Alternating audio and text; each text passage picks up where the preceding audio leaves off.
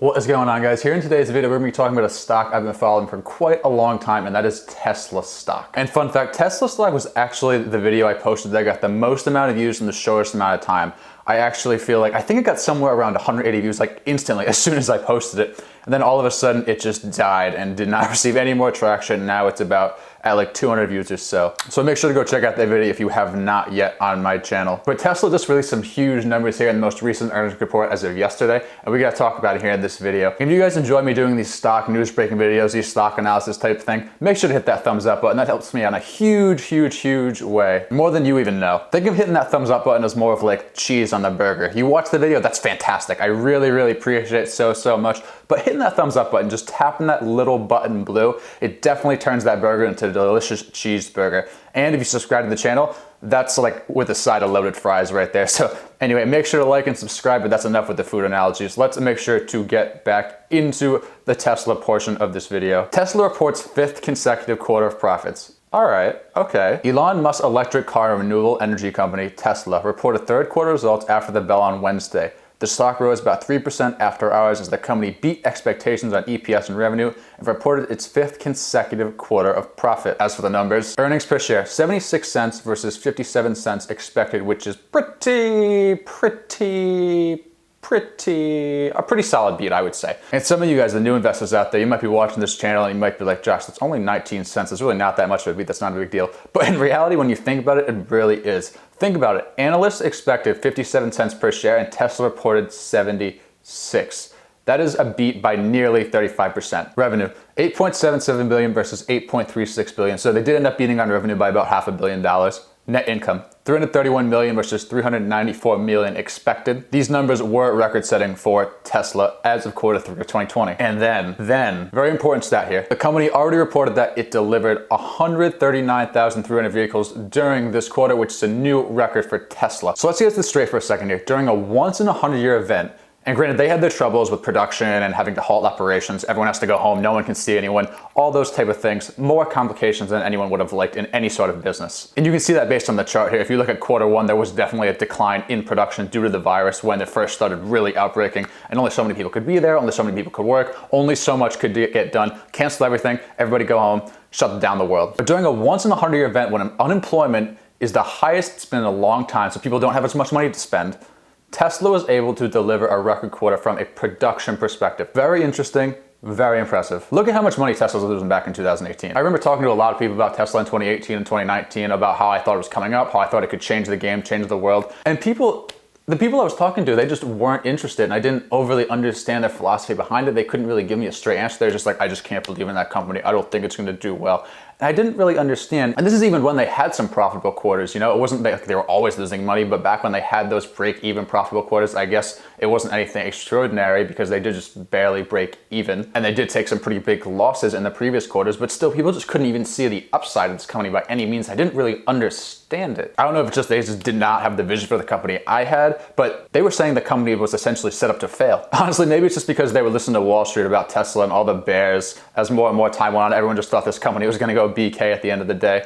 But now it's apparent that Tesla is completely, basically unstoppable. They continue to turn profitable quarter after profitable quarter. As I said earlier in the video, this was their 5th straight profitable quarter. And they have a CEO in Elon Musk who's essentially like Tom Brady in the aspect, he just keeps getting rid of time and time again. And he just keeps coming back with more and more of vengeance. It's essentially an Elon Musk FU towards everyone on Wall Street and everyone on CNBC. And he just wants that vengeance so badly. Cybertruck. When asked about the Cybertruck, Musk said he expects some deliveries of the truck, which resembles a large metal trapezoid, to begin at the end of 2021 if things go well. I think he phrased it like that for a couple reasons. First of all, I think it's going to depend on how this virus shakes out. As I talked about in my last video about Netflix earnings, it's pretty apparent a lot of people can see a second wave coming that's very shortly on the horizon. It's coming. So in saying that, production could definitely be halted again. Hopefully the world is not going to shutdown mode again. That could do something very dramatic for a lot of different companies, not just Tesla.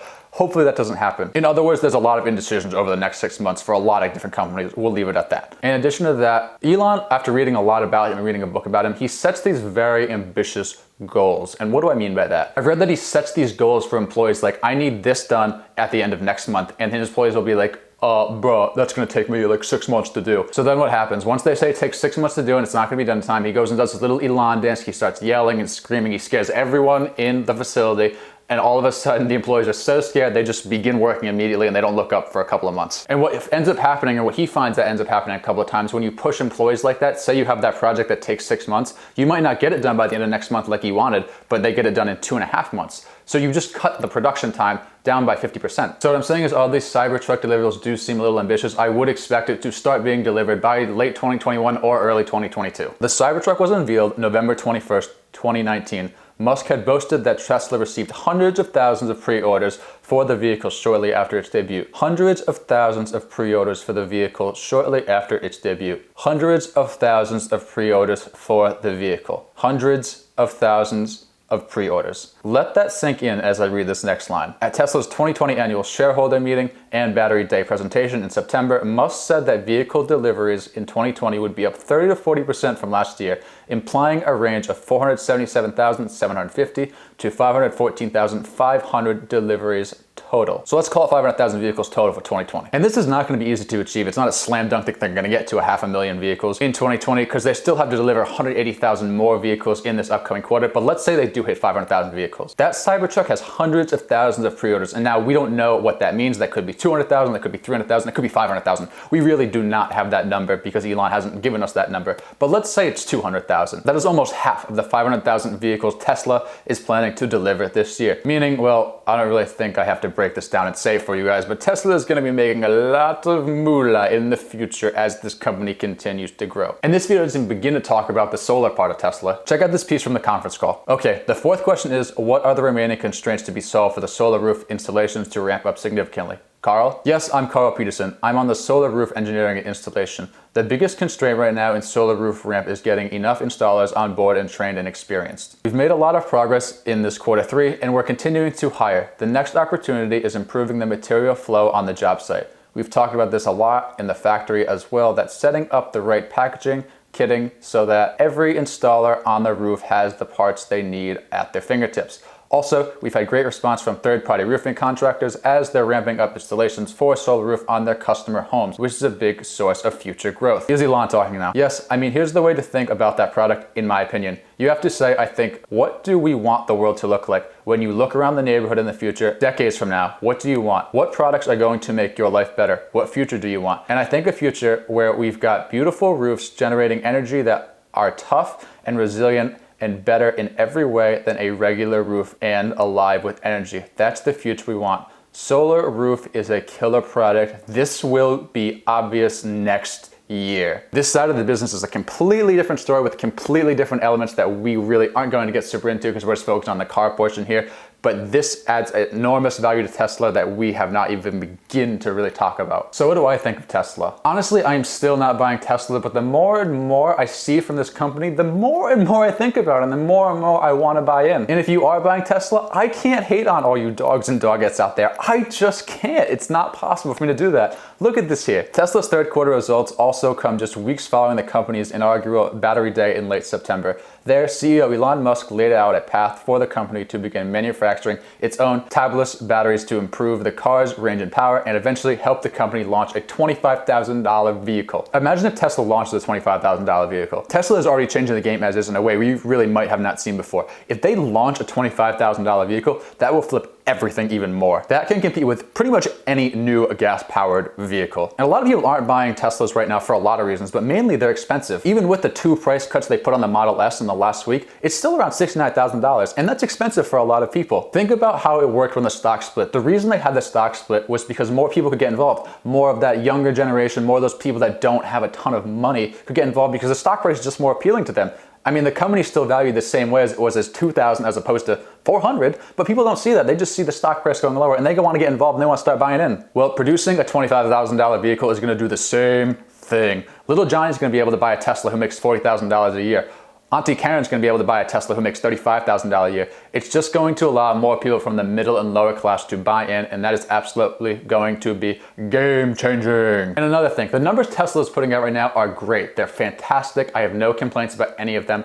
But look at it this way. If Tesla's putting out these same exact numbers 5-10 years in the future, that'd be ridiculous. There's no way possible Tesla's gonna be putting out the same numbers 5-10 years in the future. They're just not. Some say Tesla's overvalued right now, and I think I might have actually said that in my Tesla video, but the more and more I think about it, there's just no way the company's gonna be putting out 500,000 vehicles a year in 2030. There's just not. There's no possible way. They're gonna be putting out millions of vehicles in 2030. Hi everybody, just wanted to ask about the targets from your battery day. Look like you could be approaching something like 20 million vehicles by 2030 if you hit those goals. Could you maybe share with us a little bit more of a midterm target, like where would you be by 2025? And maybe give us a little bit more insight into the investment required to get there, just to put that extra 2 billion to 2.5 billion per year into context. Yes, I mean, I think the tricky thing with trying to predict things midway through an exponential is that if things are doubling every year, or even just growing 50%, then if you shift one plus minus 1 year, it has a huge effect on the number. So, and it sounds like, wow, you either massively exceed or massively undershot, but it's actually what's going on is a giant S-curve. So a whole bunch of pretty big S-curves that integrate into a gigantic S-curve. So that's why it's difficult to predict the middle. And I'm not saying for sure we'll hit 20 million vehicles,